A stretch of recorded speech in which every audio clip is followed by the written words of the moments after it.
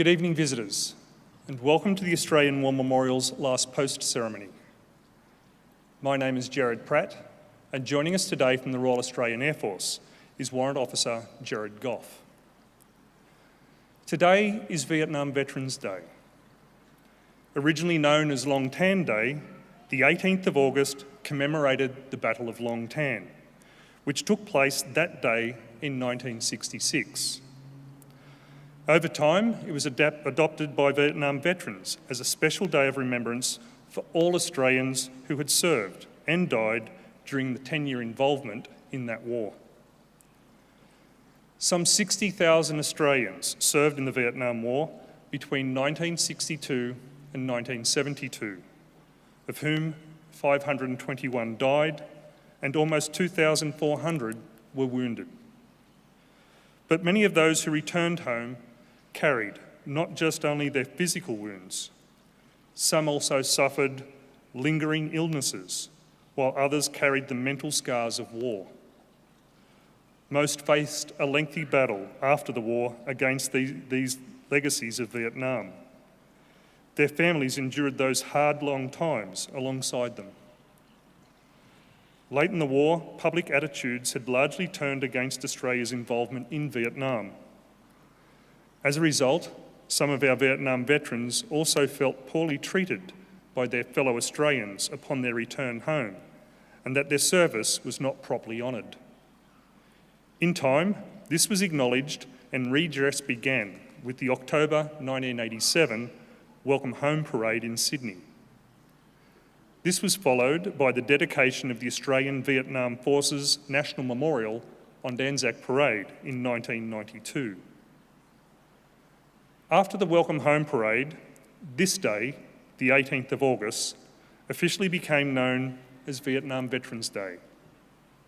So today, we remember all our Vietnam veterans of all three services, Navy, Army and Air Force. We give thanks and pay our respects to the men and women commemorated here on the Roll of Honour and to the survivors who came home. We warmly welcome the family of Major Malcolm Bruce McQualter, whose story will be told shortly. We also warmly welcome the representatives of the 5th Battalion, the Royal Australian Regiment Association, and all veterans of the Vietnam War and their families who are attending the ceremony. Mr. John King, President of the Returned and Services League of Australia, ACT branch, and Wing Commander Lance Halverson, representing the Air Force Association. As always, we welcome the veterans who have served, those that are still serving, and the families that love and support them. We acknowledge the members of RSL Services Clubs Association, RSL Victoria and RSL Queensland, who are watching the broadcast of this ceremony from across Australia. During this evening's ceremony, wreaths will be laid at the base of the Pool of Reflection by family and visitors to the memorial. Australia's Federation Guard is the tri-service ceremonial unit of the Australian Defence Force. They provide a ceremonial presence at civil and military events and during visits to Australia by foreign dignitaries. The Guard will now dismount the catapult party from the tomb of the unknown Australian soldier.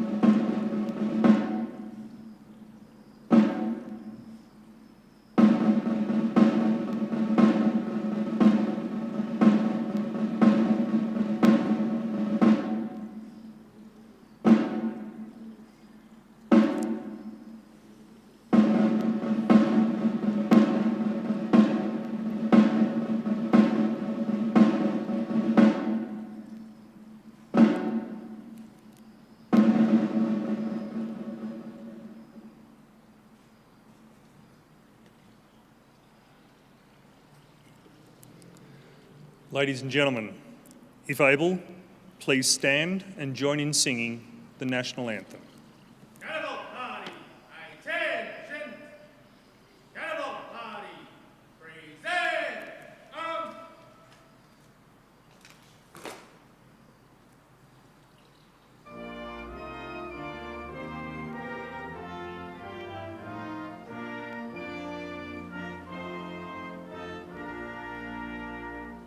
Australians, oh, let us rejoice, for we are one and free, with golden soil and wealth for toil.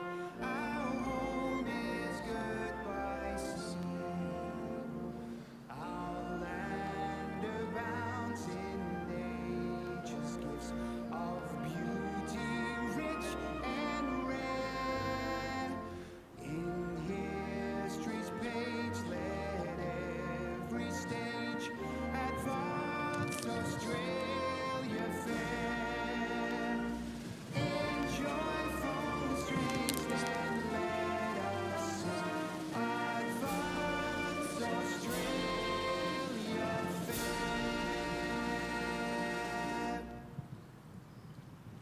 Carnival party, shoulder! Carnival party, order!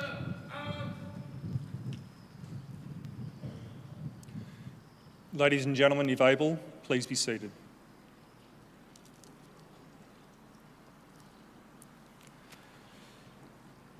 The Australian War Memorial was the vision of Charles Bean, Australia's First World War official historian. Bean landed with the Australian troops on Gallipoli and stayed with them at the front through until the end of the war. The idea of this national memorial and museum came to him at Pozières, France, in the depths of the bloody fighting of 1916. Bean's idea was that this would be a place where families and friends could mourn loved ones buried in faraway places. It would also be a place that could help all Australians understand what these men and women had endured and what they had done for us. Bean's vision, to which we remain true, is best expressed as inscribed in the entrance to the memorial's galleries. Here is their spirit, in the heart of the land they loved, and here we guard the record which they themselves made. Tonight, we will read the story behind just one of those on the Roll of Honour, which lists the names of more than 102,000 men and women who have given their lives for us in war and on operations for more than a century. But first, we present a lament, Flowers of the Forest. Wreaths or floral tributes will now be laid at the base of the Pool of Reflection.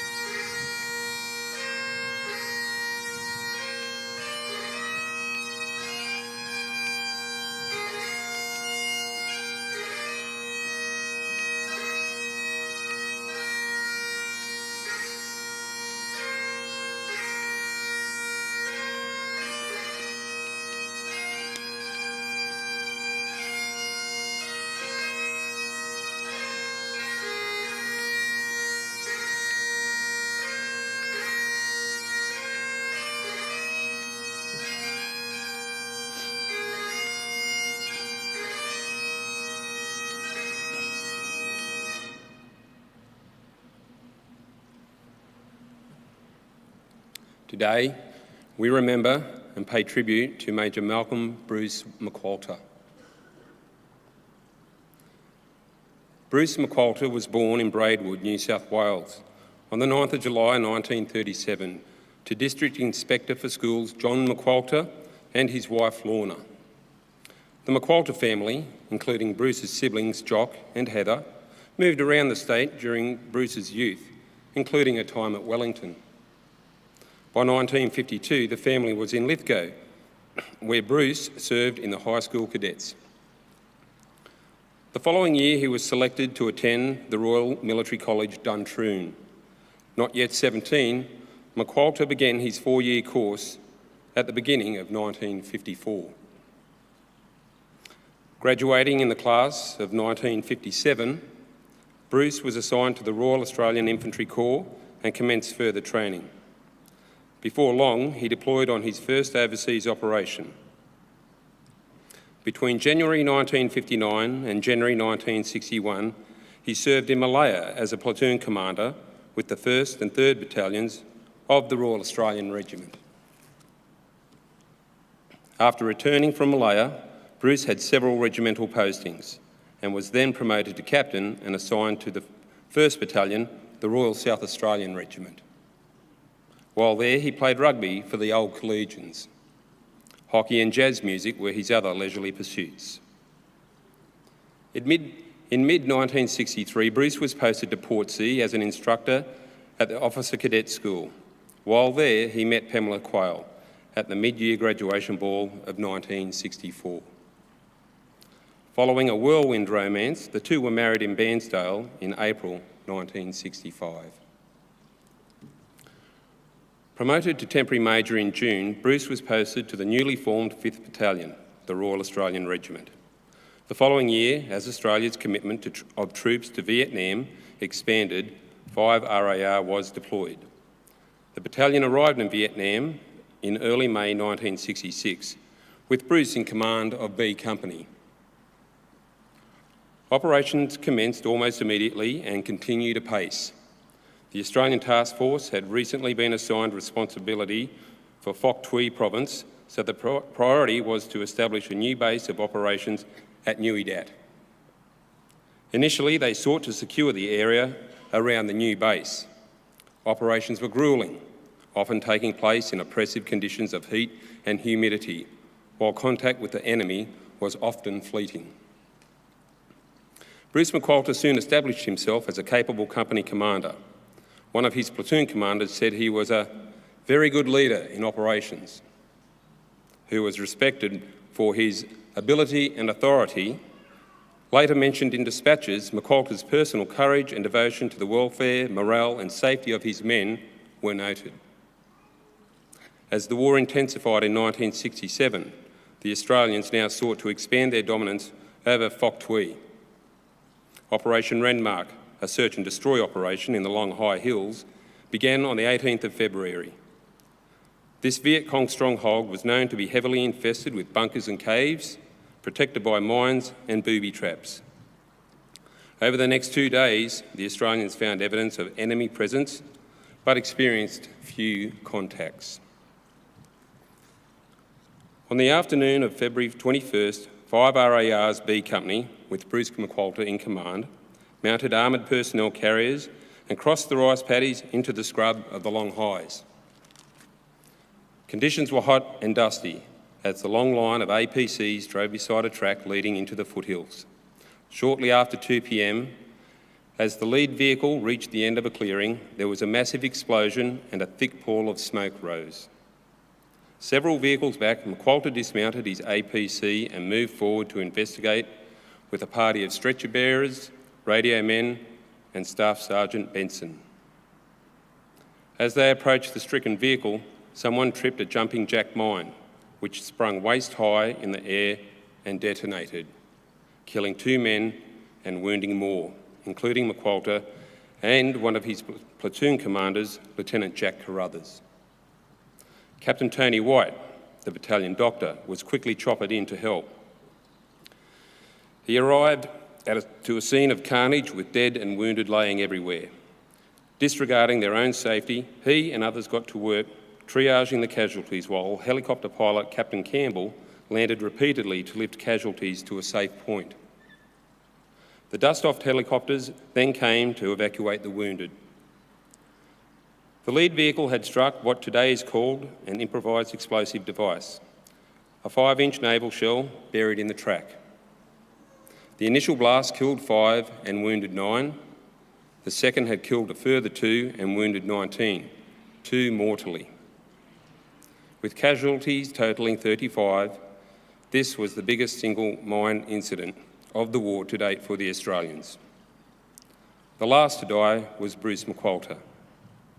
Transferred to the US 3rd Field Hospital in Saigon, his wounds were severe and he died on the 5th of March 1967.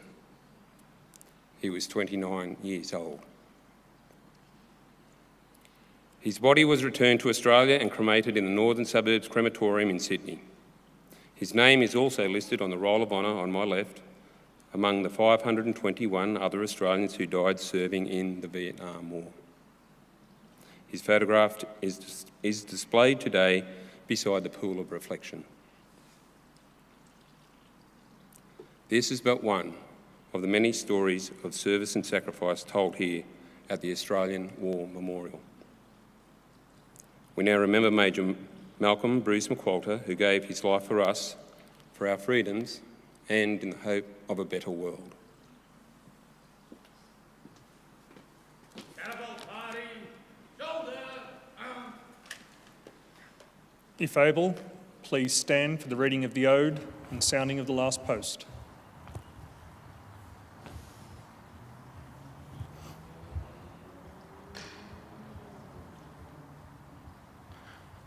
They shall grow not old, as we that are left grow old. Age shall not weary them, nor the years condemn. At the going down of the sun, and in the morning, we will remember them. We will remember them. catapult party, present,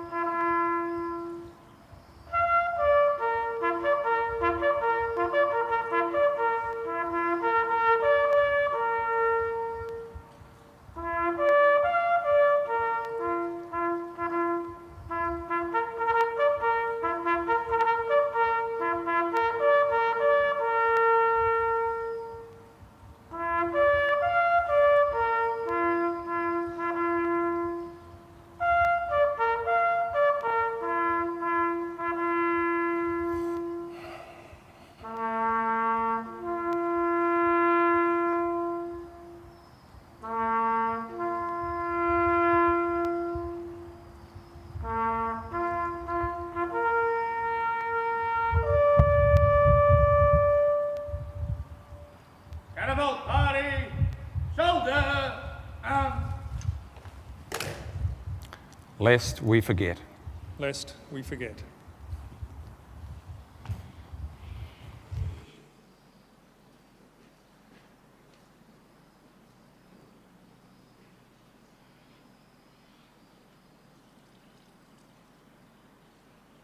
catapult party, inwards, turn,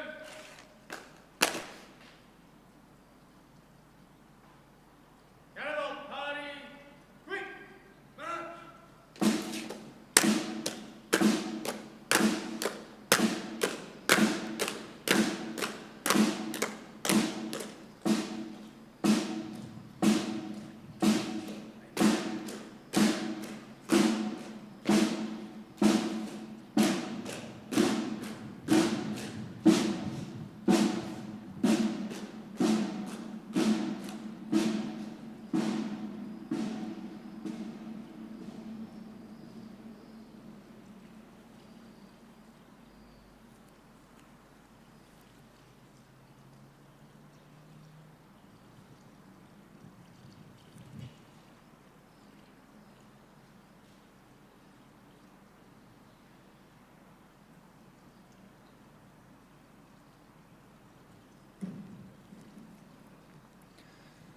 We leave you this evening with the words of the memorial's founder, Charles Bean. Many a man lying out there at Poziere, or in the low scrub at Gallipoli, with his poor, tired senses barely working through the fever of his brain, has thought in his last moments, well, it's over. But in Australia, they will be proud of this.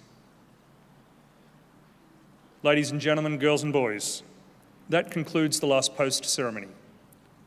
On behalf of the Director and staff, thank you for visiting the Australian War Memorial today and for your continued support of the Memorial's development project.